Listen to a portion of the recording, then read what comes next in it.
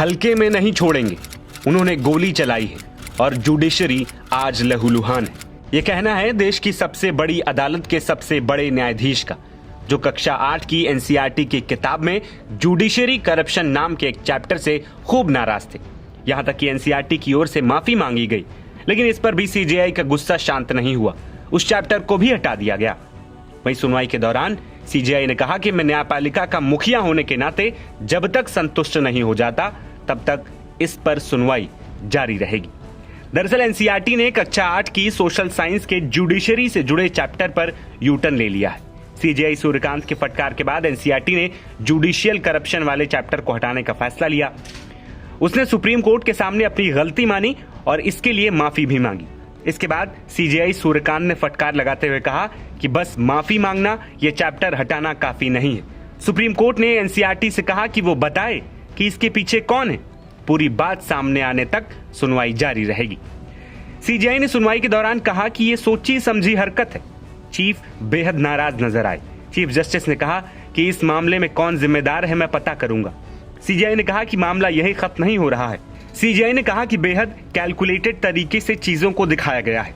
Judiciary की छवि को नुकसान पहुंचाने का प्रयास हुआ है। किताब में एक जज के कमेंट को सेलेक्टिव तरीके से परोसा गया है। जुडिशरी के बारे में अधूरी छवि पेश की गई। सीजेआई की नाराजगी के बीच जवाब में सॉलिसिटर जनरल ने कहा कि जिन 2 लोगों ने ये चैप्टर तैयार किए हैं वे इस मंत्रालय से दोबारा कभी नहीं जुड़ेंगे, किसी दूसरी मिनिस्ट्री से भी नहीं।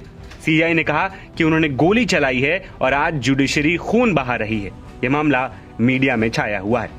सुनवाई के दौरान सीजेआई सूर्यकांत ने आगे कहा कि पब्लिकेशन में हमारे समाज में जुडिशरी की भूमिका पर पूरा चैप्टर है, लेकिन इसमें सुप्रीम कोर्ट, हाई कोर्ट और ट्रायल कोर्ट के अच्छे इतिहास को छोड़ दिया गया है और डेमोक्रेटिक ताने बाने को बचाने में इंस्टीट्यूशन की भूमिका को भी नहीं बताया गया है। अगर इसे बिना रोक टोक के चलने दिया गया तो ये आम जनता और युवाओं के आसानी से समझ में आने वाले मन में न्यायपालिका की पवित्रता को खत्म कर देगा।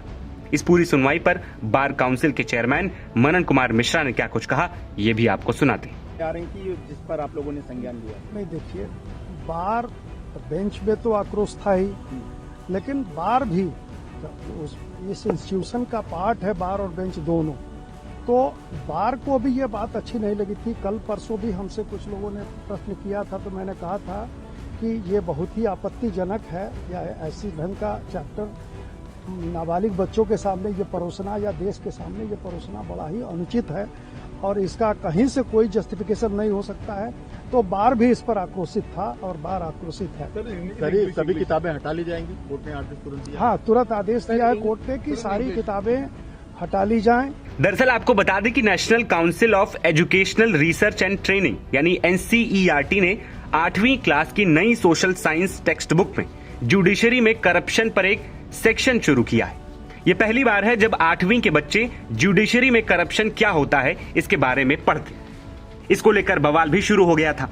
कांग्रेस के सीनियर लीडर कपिल सिब्बल ने भी इस पर सवाल उठाए थे। सिब्बल का कहना था कि जुडिशरी में करप्शन की बात आपने किताब में लिख दी, मगर राजनेता, मंत्री, पब्लिक सर्वेंट, जांच एजेंसियों को क्या? यानी उनका मतलब था कि इन सभी सेक्टर्स में भी करप्शन है, फिर भी इनका नाम क्यों नहीं लिखा गया? सिब्बल ने एक नई बहस छेड़ दी थी, जिसके बाद मामला कोर्ट पहुंचा और कोर्ट की सख्ती के बाद इस चैप्टर को हटाने का फैसला लिया गया। एनसीईआरटी ने माफी मांगी और इस दौरान सीजेआई खूब भड़के। नवभारत टाइम्स की रिपोर्ट।